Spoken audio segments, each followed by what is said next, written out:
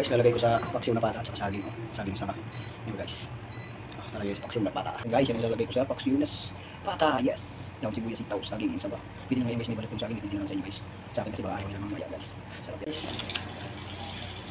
Yan, may bawang na sibuyas na guys. Guys, yun natin lang. Pamisa. Guys, kita nyo naman guys. Suka yan guys. Guys, mamaya ko pa yung dagdagan. Guys, may ganito yan, lagyan ko yung tubig sa tubig. Dagdagan siya. Guys, lagyan ko yung konting tubig guys.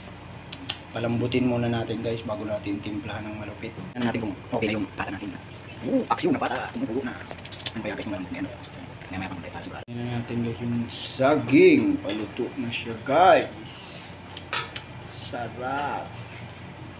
Na guys, yung paksiw na pata ni Kapato na may saging saba. Alam mo guys, sa probinsya hindi ko na yan tinatanggalan ng balat yung saba na yan. Pero dito kailangan kasi baka sabihin nila ayaw nila may balat. Bigyan natin ng gulay yan para masarap. Diba? Ano yan?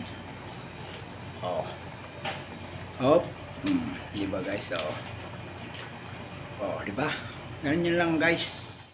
Ayan na guys, luto na guys yung paksiw na pata ni Kapato. Oh, yun naman oh. Yan guys oh. Susunan siya yan guys oh. Guys, talaga naman mapaparami ang kain mo nito. Tingnan mo oh. Sulit. Guys oh. Diba? Sarap guys oh. Ito na guys. May sausawan.